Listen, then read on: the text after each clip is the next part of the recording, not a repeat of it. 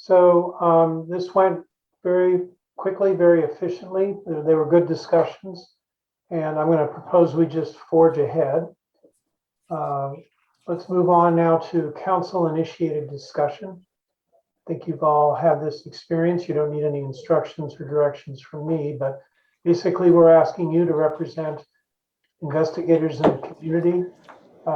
You can bring to our attention any problems that you think are brewing or that you're hearing about, or also make suggestions or recommendations for reports or presentations that you would like to hear about any of our research programs. Perhaps this is a time for us to go back and look at the long list of new institute directors and consider inviting one or more of them for the September council. So Stephen, I see your hand up. Why don't you get us started? Yeah, I would just, agree with the institute directors, and I think Lindsay Criswell is a good one to start with. Again, she's been doing, genetic research in her own area of expertise, and now that she's head of NIAMS, it's worth getting her on board and enthusiastic and opening up a checkbook. I think whether that works or not. The other thing that is more of a concern, I guess, and I'm not certain what NHGRI can do about it per se, but a lot of initiatives are making access to cloud computing environments available to either early stage investigators or R01s, and this could be access to Anvil. Other institutes have their own, cloud computing environments. And oftentimes it comes across as being free. And then at a certain point, free goes away and investigators have to start paying. But there's no real indication of how that's going to be planned. It may be worthwhile having presentation from the people who are, working on Anvil to think about what it means to be sustainable. And for users of Anvil, where is that sustainability going to be coming from? Because the last thing you want to do is to have a junior investigator or early stage investigator with a grant that uses Anvil suddenly be charged for data storage or computing. So I just think that would be nice to hear discussed. Okay.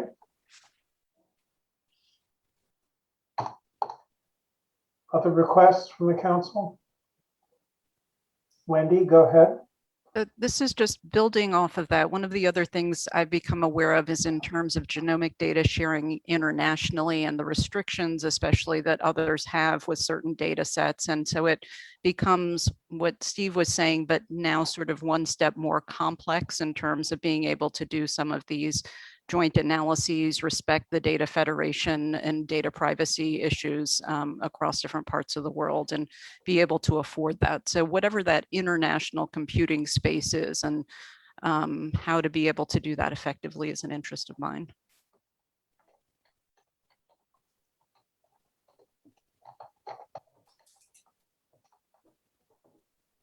Other requests, other thoughts?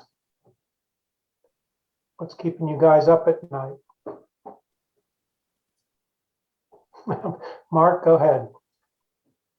So this is maybe a small potatoes thing, but at the risk of sounding whiny, I'll bring it up anyway. So there's been a lot of grumbling about the recent required changes in biosketches and other support.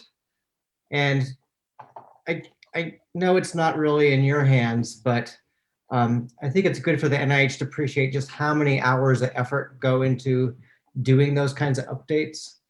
And in my experience, administrative burdens never go away, right? They just monotonically increase.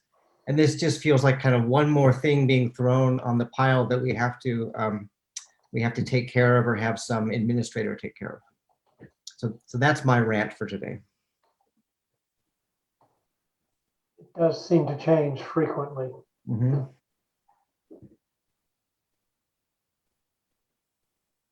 Can I follow up on that?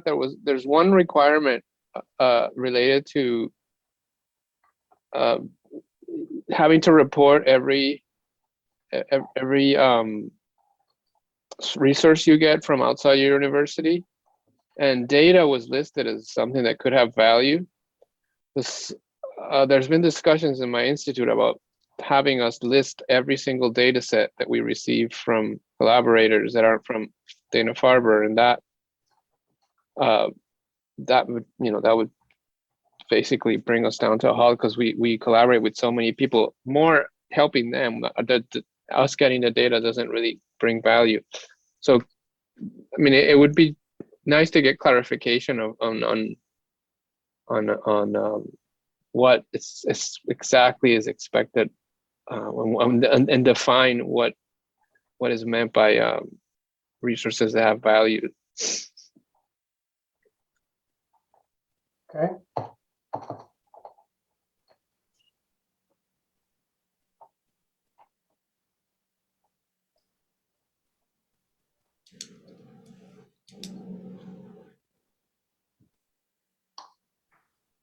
Okay, Howard, I think your hand went up. Go ahead.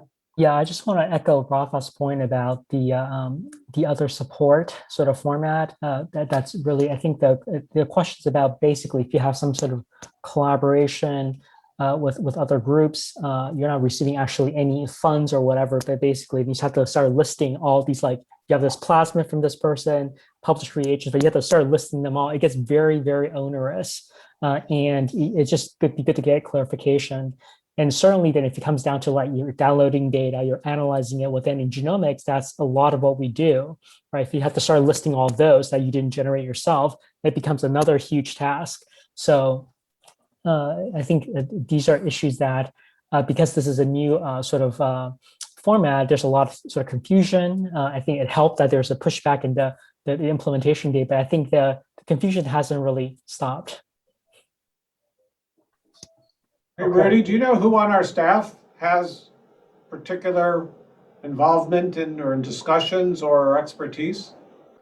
It's I doubt it. I don't think this has been discussed at the institute director level in any real detail. What about at the scientific review officer level? I have not heard any of these discussions. Betty, has this been discussed at EPMC? Maybe Betty's not on right now. Oh.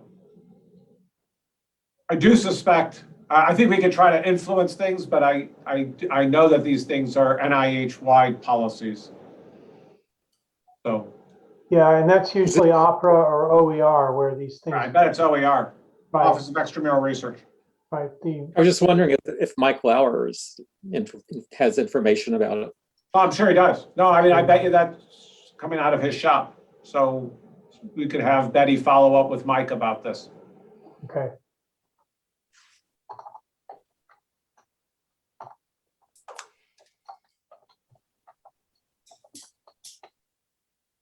Okay, well, we will take another look at the new IC directors and try to bring one of them to council in September.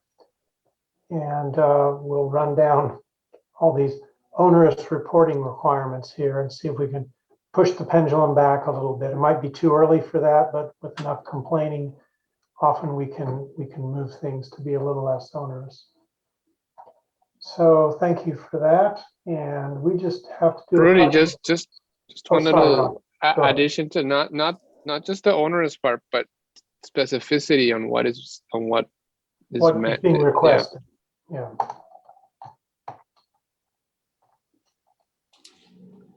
Okay, thank you, Rafa.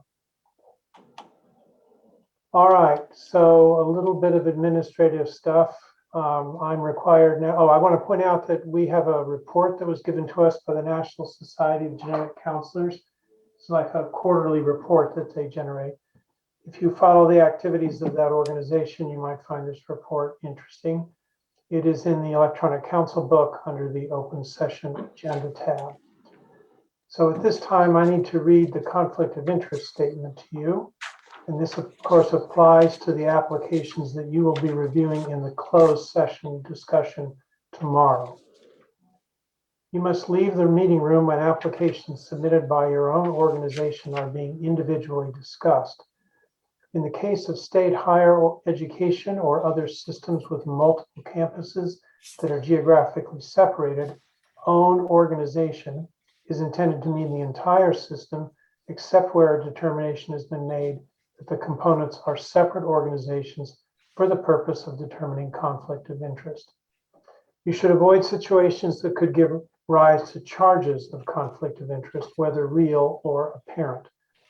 For example, you should not participate in the deliberations and actions on any application from or involving your spouse or child, a recent student, recent teacher, professional collaborator with whom you have worked closely, close personal friend, or scientist with whom you have had long-standing scientific or personal differences. The NHGRI staff will determine the appropriate action based on recency, frequency, and strength of such associations or interests, either positive or negative, and we will instruct you accordingly. In council actions in which you vote on a block of applications without discussing individual ones, for example, the en bloc approval, your vote will not apply to any application from any institution fulfilling the criteria noted above. Please sign the conflict of interest and disposal of confidential material form that Comfort Brown has sent to you and return it to Comfort with your signature by email. So Eric, did you have any final comments or announcements? Otherwise, we're ready to adjourn. Rudy, could you, no, I don't, other than to thank everybody. Could you clarify, are we concluding for the day or we're gonna? We are done. We're not going to try to initiate any closed session activities today. So we will begin tomorrow with a third Zoom meeting. We're starting at 11 a.m. Eastern, 8 a.m. Pacific time. Look in your calendars for an invitation that has the Zoom links for tomorrow. Tomorrow will be given over completely to application reviews. So we'll see you at 11 a.m. Eastern tomorrow. Okay, so if I don't see any other council members with any other comments, I will thank all of you and thank anyone who's joining us in the open session, give you back some time for the rest of the afternoon or morning or whatever it is. And I will gavel the meeting closed. Thank you very much, everyone. Thank you. Bye-bye. Thank you.